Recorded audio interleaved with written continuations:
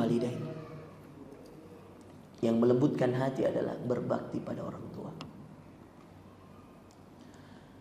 Sawa'an hayyan kanat au amwata.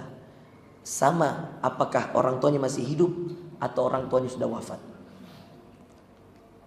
Kalau dengan bertemu orang tua hati kalian menjadi lembut, kalau dengan berkhidmat pada orang tua hati kalian menjadi lembut, maka itu tanda Allah lembutkan hatimu.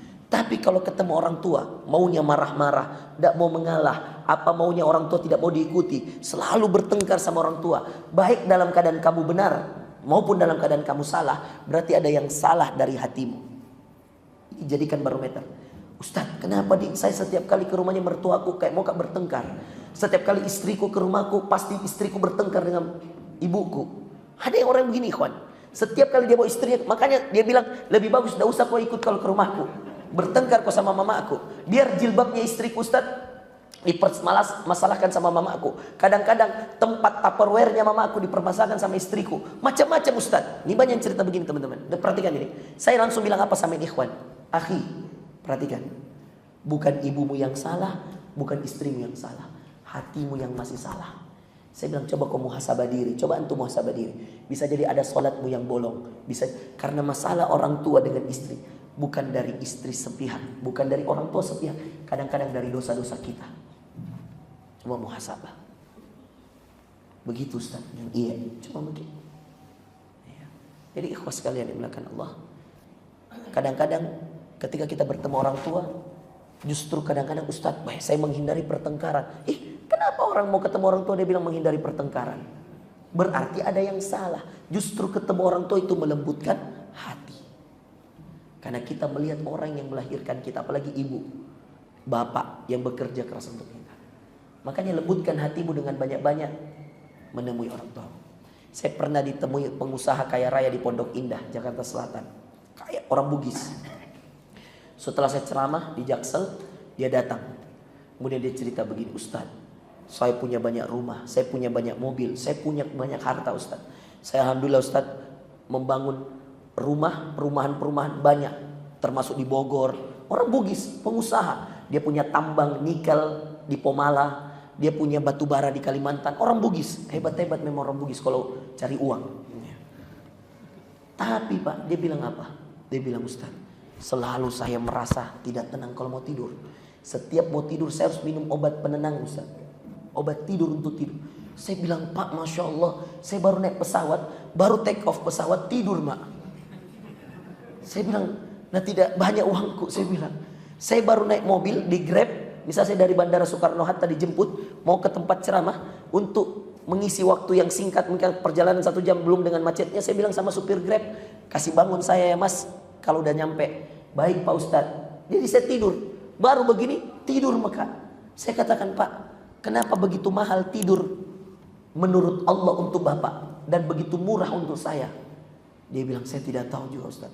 Saya bilang, enggak tahu Pak, kenapa muncul pertanyaan paling dalam kalau ketemu pengusaha itu yang punya masalah. Selalu pertanyaan pertamaku, di mana Mama tak? Di mana ibu kita Pak? Di daerah Ustaz. Tidak di Jakarta? Tidak Ustaz. Di mana? Di Bone Ustaz. Orang Bone Pak. Di Bone Pak. Tidak ikut di Jakarta? Tidak mau istriku Ustaz. Istriku orang Jakarta.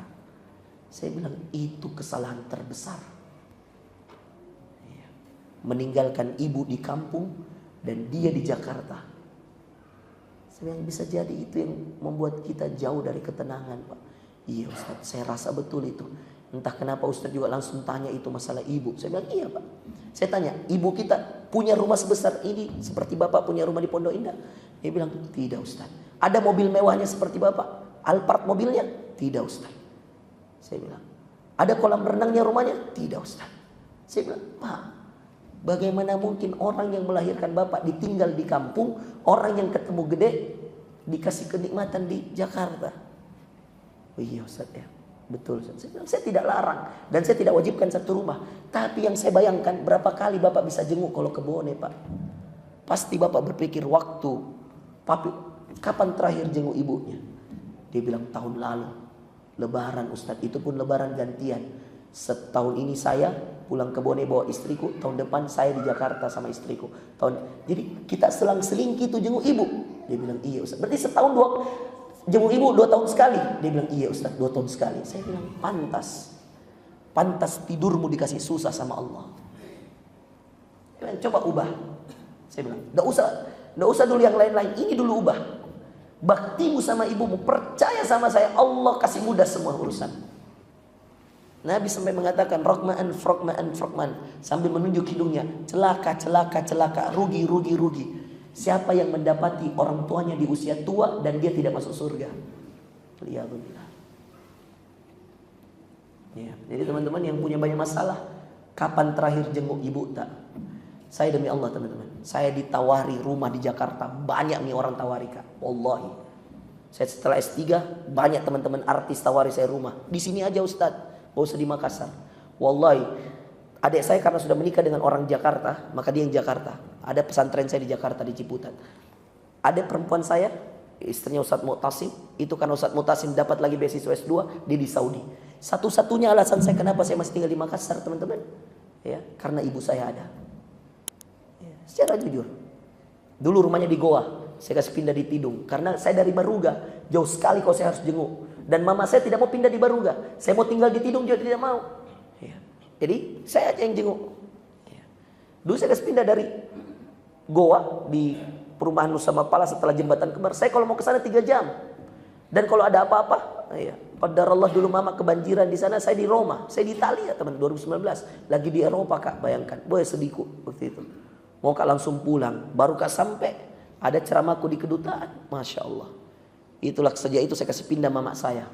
Saya urus mama saya ke Bogor, S3. Itu saja bakti saya. Maka kalau saya ditanya, apa kunci Ustadz bisa kemudian ceramah kemana-mana? Saya bilang ibu saya. Satu paket kayak itu dengan Ustadz Dasat. Sama-sama kalau kita ditanya, apa yang membuat kita, selalu kita jawab ibu kita.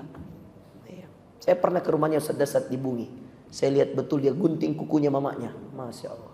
Ini dia bangunkan masjid mamanya. Saya bilang teman-teman, jangan jauh dari orang tua kamu. Disitulah kebahagiaan hati. Kalau ketemu orang tua kalian tidak tenang, berarti ada yang masalah dalam diri kita. Tidak lembut hati ini, tidak bersih hati ini. Kalau dengan orang tua sendiri kita punya masalah. Yang sudah meninggal dan sudah terlanjur belum bisa berbakti, beramal soleh lah untuk orang tua kita. Insya Allah.